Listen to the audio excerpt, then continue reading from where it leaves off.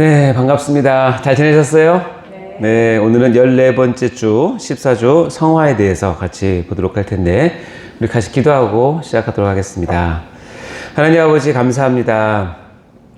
한 학기를 시작한 지 엊그제 같은데, 날씨도 많이 더워지고, 이제 종강을 향해서 가고 있습니다. 하나님 한 학기 동안에 저희 모두를 지켜주시고, 보호하시고, 인도해 주셔서 참으로 감사드립니다.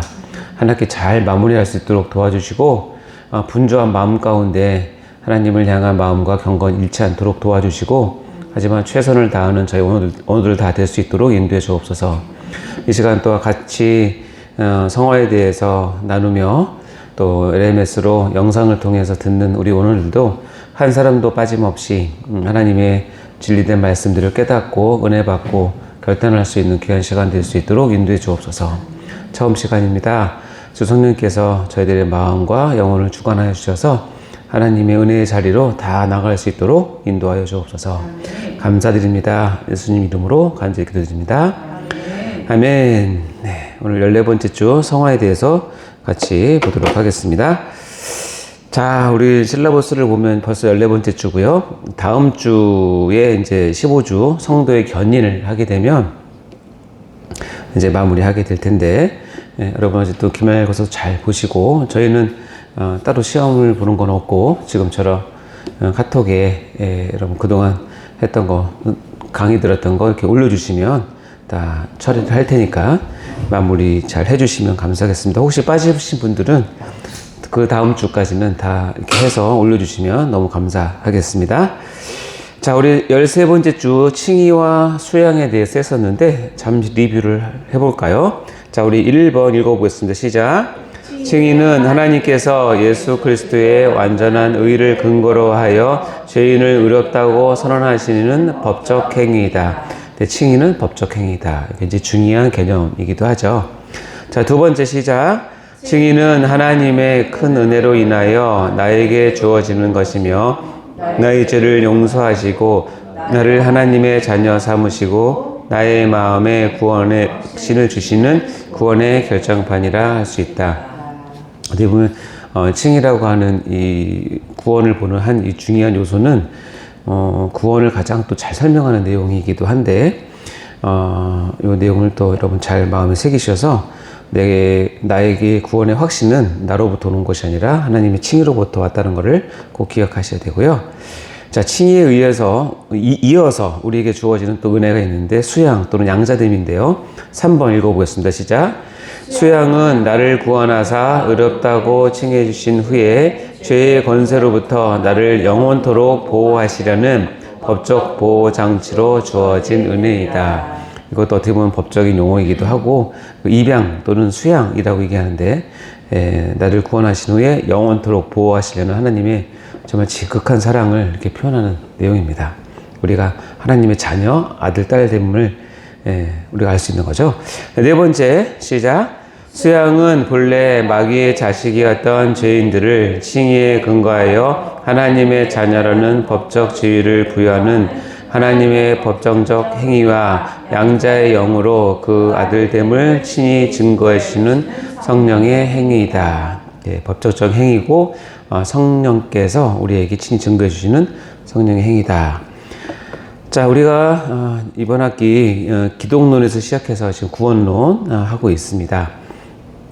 이제 구원은 성령론이라고 전에 말씀을 드렸고, 이제 이것이 다 마치게 되면 이제 다음 학기에는 교회론과 종말론을 할 예정인데요. 일단 구원론에 대해서 제가 늘 강조했던 것은 구원이라고 하는 것은 단순한 개념 또 한 가지 개념이 절대 아니라는 것.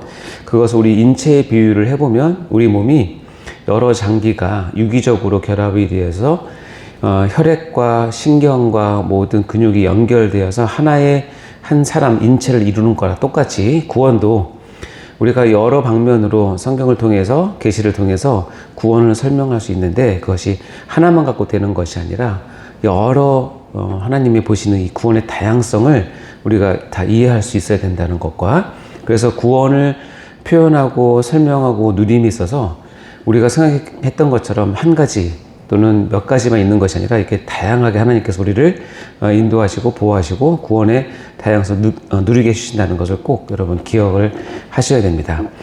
우리가 뭐 신자로서 또는 사역자로서 삶을 사는 것에서 굉장히 중요하지만 특별히 우리가 가르쳐야 할 우리 학생들과 우리 성도들에게 이 구원의 여러 가지 측면을 다양하게 설명하고 적용하고 알려주고 이것이 굉장히 중요하겠죠. 그래서 여러분이 먼저 이것을 잘 알아야 될 것 같고요. 우리가 이제 목회적 관점에서 구원을 이렇게 죄인부터 시작을 해서 영적 각성, 회심, 구원 누림, 열정, 헌신, 성화, 열매, 영화 이런 식으로 쭉 우리가 실제적으로 신앙생활 하면서 느끼는 관점대로 이렇게 정리를 했고 우리가 이제 교리를 배우니까 교리적 관점에서는 이제 소명부터 시작해서 영화까지 이렇게 쭉 갔죠. 그래서 보면 이 교리적 관점에서 소명, 중생, 회심, 신앙, 칭의, 수양, 성화, 견인, 영화 이렇게 갔고 오늘 배우는 것은 이제 성화에 대한 부분이죠. 또 한 가지 시간의 순서 적용에 따라서 우리가 이렇게 나눠 보기도 했는데 성화가 어디 속해요 지금? 네, 성화는 대표적으로 현재적인 구원을 설명할 때 가장 많이 쓰이는 것이 성화입니다. 왜냐면 현재 우리의 삶이기 때문에 그렇죠?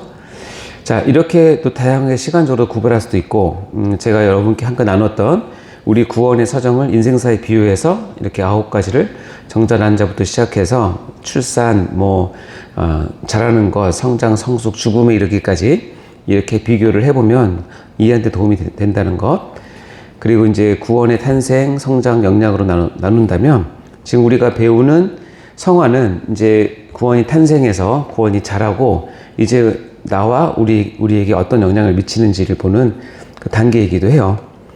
그래서 구원의 영향에서는 이제 성화, 견인, 영화 이렇게 나눌 텐데 영화는 이제 종말론에 가서 배울 거고 이번 시간은 성화, 다음 시간에 견인 이렇게 하면 구원론 전체가 한번 쭉 훑어보는 시간이 되겠죠.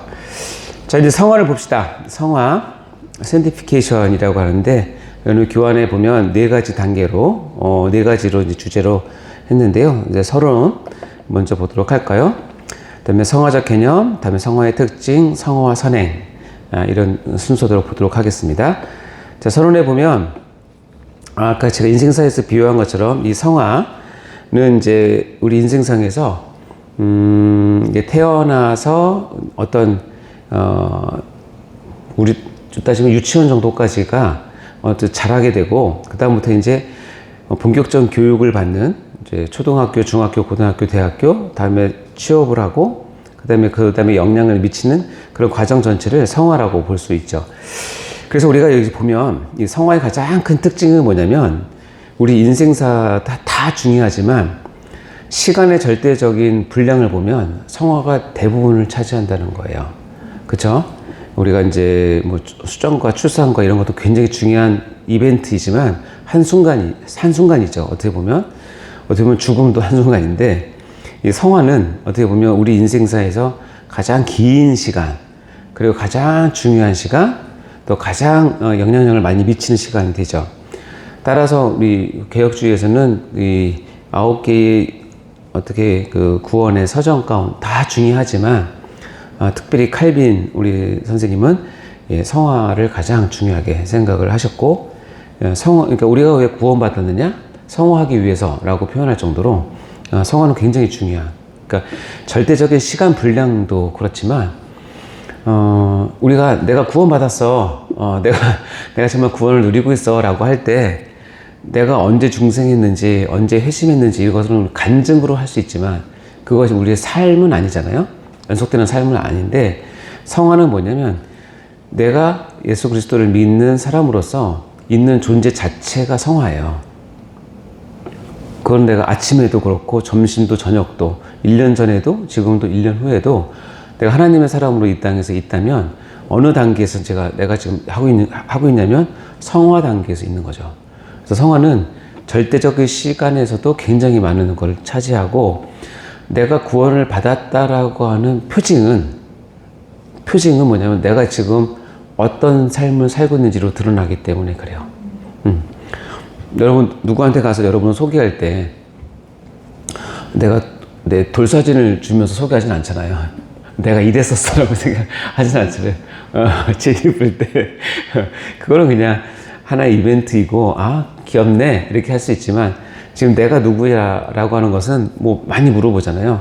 너 뭐 직업이 뭐야? 라든가, 뭐 현실적으로 얘기하면 연봉이 얼마 돼? 라든가, 네가 뭐 어떤 영향력을 미치고 있어? 뭐 하고 있어? 이런 것들을 물어봄으로 그 사람이 한 인생에서, 사회에서 어떤 영향력을 갖고 사는지를 우리가 이제 보는 거잖아요. 그 성화가 이제 그런 의미라서 어떻게 보면 이 9가지 중에서 우리가 반드시 붙잡아야 될 것이 성화이기도 해요. 그래서 얘기했지만 우리가 사람답게 산다. 아, 정말 사람답네 라고 얘기하는 것은 갓 태어났을 때 사람답다고 얘기하지 않아요. 예쁜 거죠. 그리고 아기가 기어다니기 시작하면서 사람답다고 얘기하지 않아요. 신기한 거죠. 첫 걸음을 뛸 때 사람답다고 얘기하지 않아요. 그거는 그냥 그 과정 중에서 어머니 아버지의 마음을 진짜 기쁘게 해주는 거잖아요. 근데 이 아이가 내가 일어서서 걷는 것을 엄마 아빠가 너무 좋아하니까 평생 앉았다 일어나는 것만 계속 내 앞에서 하면 한두 번 웃을 수 있지만 그게 1년, 2년, 10년 쌓이면 이건 진짜 어머니, 부모의 큰 근심이에요. 근데 그거 아세요? 하나님이 성화를 명했는데 성화를 하지 않고 계속 신앙적으로 앉았다 일어나는 걸 반복하면서 하나님 나 잘했죠? 하나님 나 예쁘죠? 그렇게 하면 부모님 마음 똑같다고 생각하시면 돼요. 사람답다라고 하는 거는 여러분 뭐 각자 기준마다 다 다를 거 아니에요. 뭐가 사람답습니까?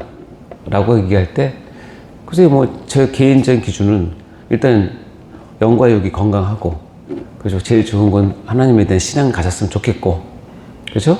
그리고 사회 활동을 해야 되니까 그래도 누구나 인정할 수 있는 뭐 돈 많고 적고를 떠나서 어떤 직업과 전문성을 가지고 있고 그걸 통해서 자기가 먹고 살 것뿐만 아니라 자기가 가정을 꾸린다면 가정을 최소 꾸릴 수 있는 정도의 어떤 벌이를 해주고 더 나아가서 그러면서 그 일이 다른 사람들이나 사회나 국가나 다른 사람들에게 좋은 영향을 미쳐서 더 좋은 사회를 만들 수 있는 내가 한 역할을 감당하고 그럴 때 뭐라고 그러냐면 아 참 사람답게 산다.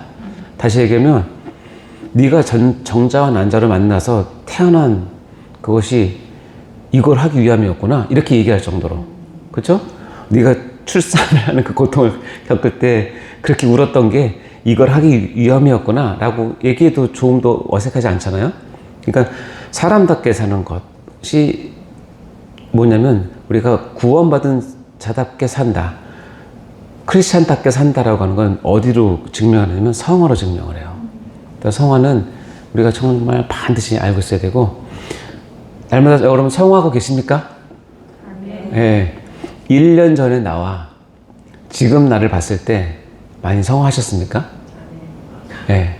이렇게 하셔야 됩니다. 아주 한번 어저께 나와 오늘 나도 달라야 되고요. 실은 당연히 10년 전에 나와 지금 나는 달라야 돼. 물론 우리가 육체적으로는 쇠약해서 후패에 가지만 그거는 자연 경과하고 하나님께서 정해준 길이니까. 그러나 영적인 삶에 있어서는 10년 전에 나와 오늘 나는 비교할 수 없을 정도로 뭐예요? 성화되어 있어야 돼요. 이게 정상이에요. 정말 내가 그런 단계를 거치지 않는다. 그런 단계가 없다. 그러면 아까도 얘기했지만 그냥 계속 안전뱅이로 있는 그런 신앙이 되면 일단 하나님께서 근심하세요. 보기 좋지 않으세요. 그래서 뭐 제가 짧은 경험이지만 청년들도 지도해보고 또 성도님들 이렇게 대하다 보면 지금 잘하는 것보다는 뭐냐면 그 사람의 과거를 내가 봤는데 지금 살아있는 모습을 볼 때 가장 기뻐요. 가장 보람되고 아마 그거는 단임 목회를 하신 분들은 더 그럴 거고 그렇죠?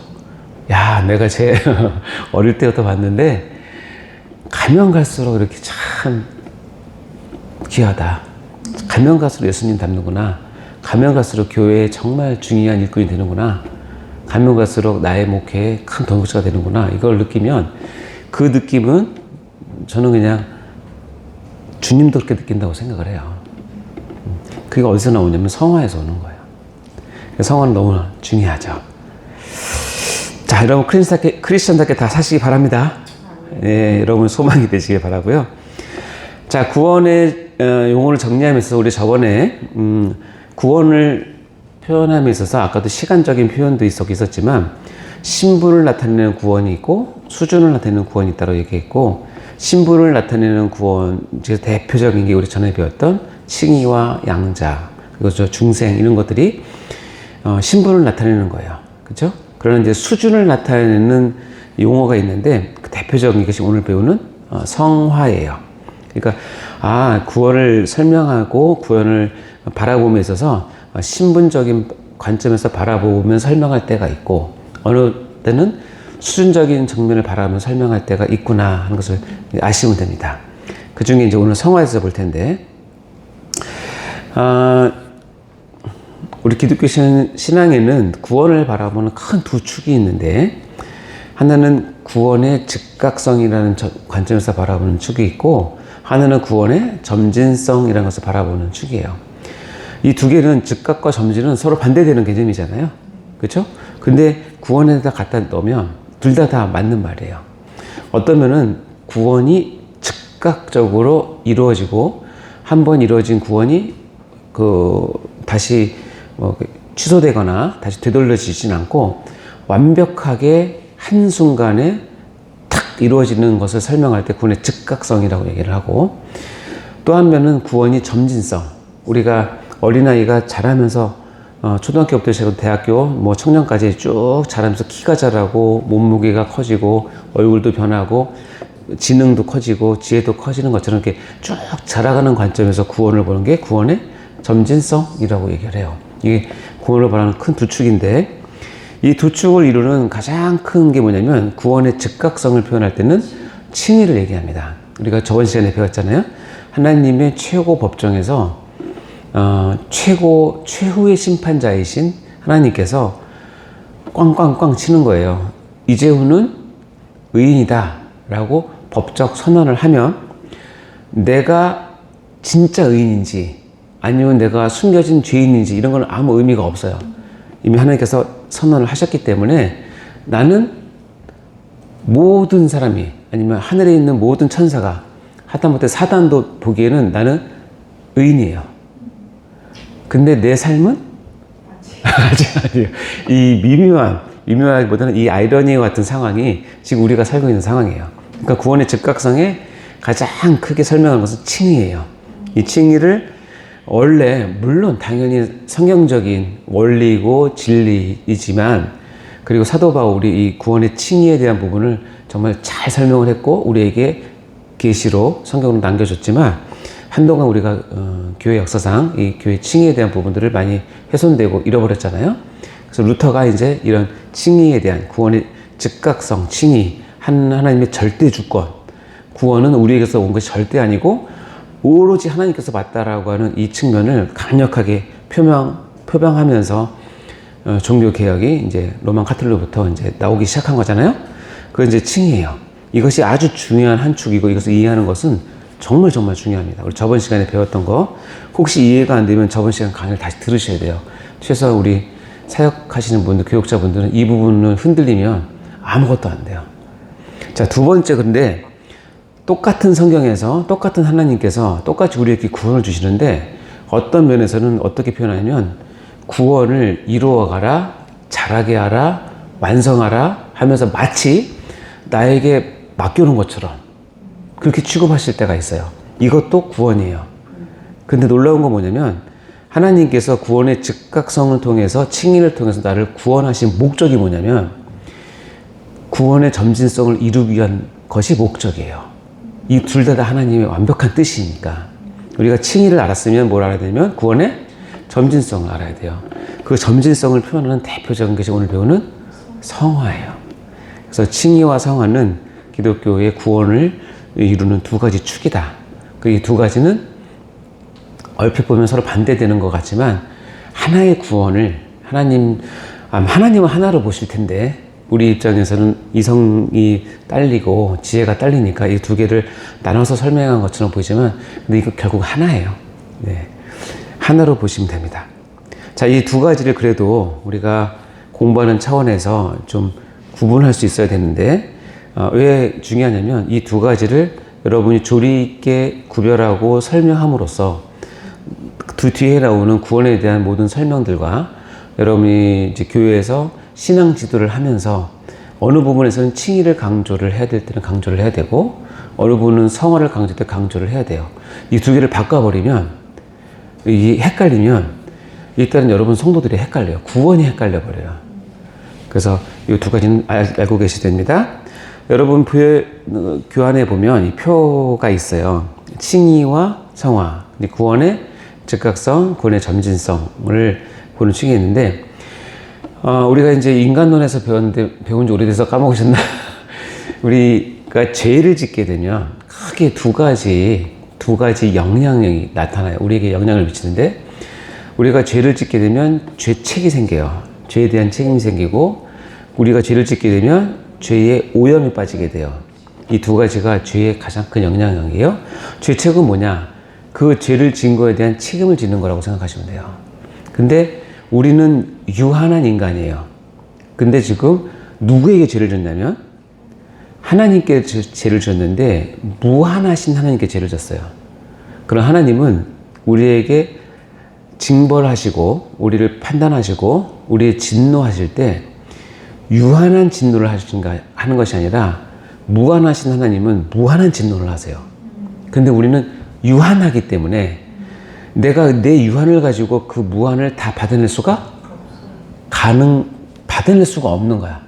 그렇죠? 그러니까 이것은 어쩔 수 없이 내가 가진 가장 소중하고 가장 중요한 생명을 바쳐서라도 갚아보려고 했지만, 나는 유한한 생명이고 하나님은 무한한 진노이기 때문에 이게 안 되는 거야. 그러면 방법은 뭐냐? 하나님의 이 무한한 진노를 받아내시는 분이 있어야 되는데, 무한하신 하나님이 받아내셔야 돼. 그런데 인간이셔야 돼. 그래서 예수 그리스도라고 얘기했잖아요. 그분이 그것을 하심으로써 뭐가 제거가 되냐면, 죄에 대한 책임이 제거된 거예요. 이재훈이 10년 전에 지었던, 5년 전에 지었던, 1년 전에 지었던, 어저께 아니면 오늘 지었던 죄를 책임을 져야 되는데, 이 책임을 누가 대신 지시냐면 예수 그리스도께서 대신 지셔요. 그래서 뭐냐면 죄에 대한 책임이 제거되는 거야. 그 예수께서 대신 지셨다라고 하는 그 표현이 뭐냐면, 하나님께서 의롭다고 칭했다는 거예요. 그러니까 나는 칭의를 얻으면 죄에 대한 책임이 없어지는 거예요. 이게 가장 큰 영향이에요. 반대로 성화는 뭐냐? 두 가지가 있어요. 약간 죄에 대한 책임이고, 두 번째는 죄에 대한 오염이죠. 이 오염은 뭐냐면, 내가 죄를 지으고 나서 죄의 더러움과 악한 영향력과 다른 사람들을 이렇게 죄로 이끄는 그런 많은 능력들, 그런 힘들을 오염이 와요. 완벽 전적인 오염으로 해서 우리가 칼빈의 표현에 의하면 완전히 한여름에 항구에서 생선 박스를 아침부터 저녁까지 두면 완전히 썩는 것처럼 우리가 완전히 썩어지는 전적인 타락이죠. 무능이죠. 그 오염이 있는데, 그 오염을 뭘로 제거를 하냐면 성화로 제거한다는 거예요.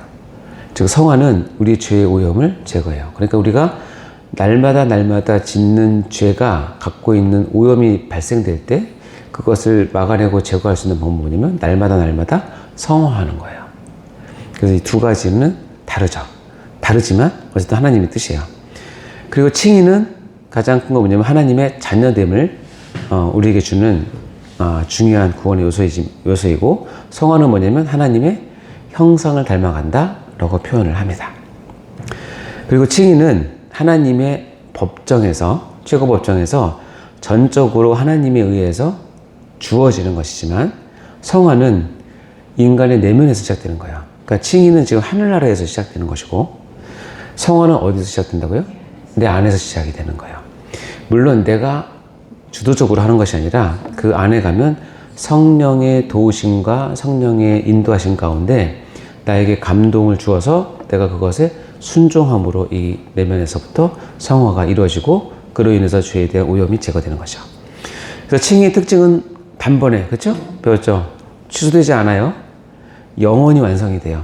이거는 우리가 손댈 수가 없어요. 이거는 절대 주권이에요. 하나님 절대 주권이에요. 우리가 손댈 수 있는 부분이 아니에요. 성화의 특징은 뭐냐면 내가 예수를 주로 고백을 해서 성령님께서 우리 안에 내주하시면서 그때부터 성화가 시작이 됐거든요. 그런데 이거는 현세에서 완료되지 않아요. 언제까지 해요? 죽을 때까지. 영원히. 죽을 때까지 하는 거죠. 이 땅에서 죽을 때까지 현세에서 완료되지 않아요. 그 두 개의 차이가 있죠. 그리고 칭의는 예수 그리스도의 공로에 근거해서 하나님께서 선언하시는 법적인 선언이고, 성화는 하나님, 즉 성령님의 요구하심으로 그때그때 나에게 순종을 요구하심으로 순종을 통해서 이루어진다는 거예요.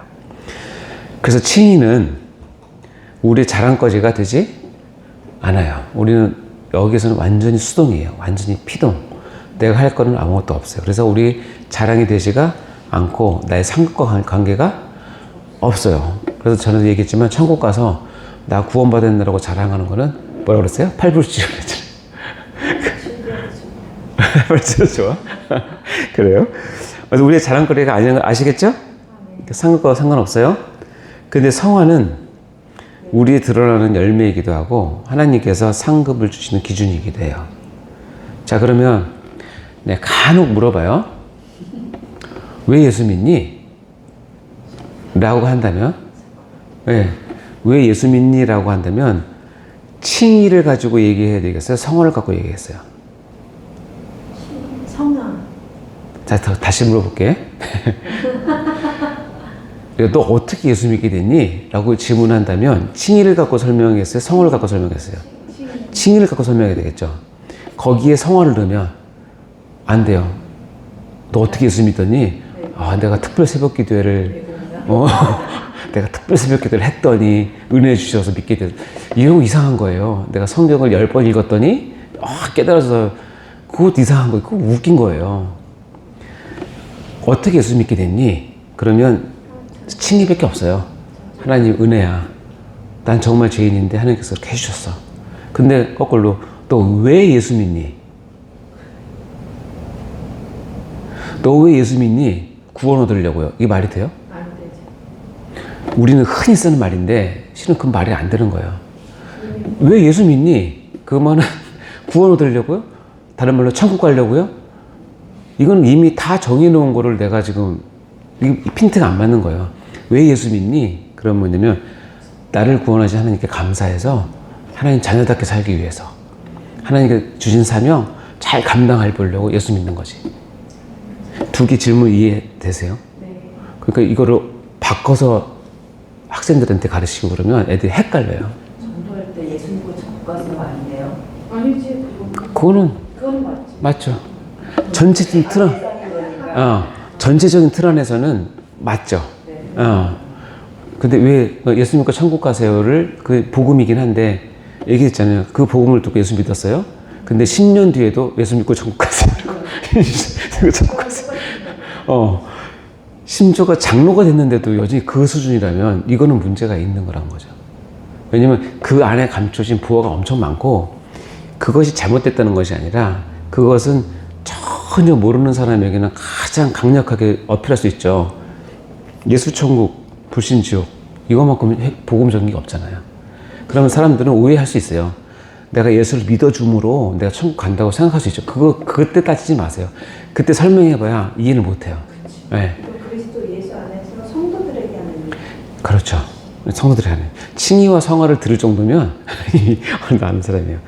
여러분도 정리를 하셔야 돼요. 자, 이걸 이제 이해하셨어요? 네. 이해하셨으면 여러분이 잘 이해했나 못했나를 다음 이거를 제가 설명을 할 때 이게 딱 이해가 되면 된 거예요.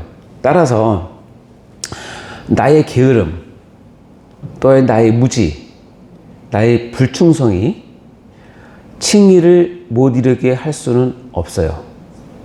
이해돼요? 네. 근데 성화는 못 이루게 할 수 있어요. 여기서 여러분 오해할까봐 내가 안 적었는데, 나의 죄도 칭의를 못 이루게 할 수는 없어요.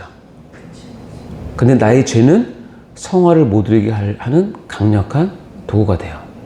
이게 이해되시죠? 네. 그래서 지금 오염이 되는 거죠. 그렇죠. 네. 자, 그럼 봐요. 두 번째 거. 나의 순종, 나의 헌신, 나의 훈련됨, 신앙으로 훈련됨, 이런 것이 칭의를 이루게는 못해요. 이거 갖고 칭의 이루는 건 아니에요. 그러나 뭐요? 성화를 이루는 데는 결정적으로 이것이 필요해요. 이 문장이 충분히 이해되세요? 네. 그러면 아까표가 이해가 되신 거예요.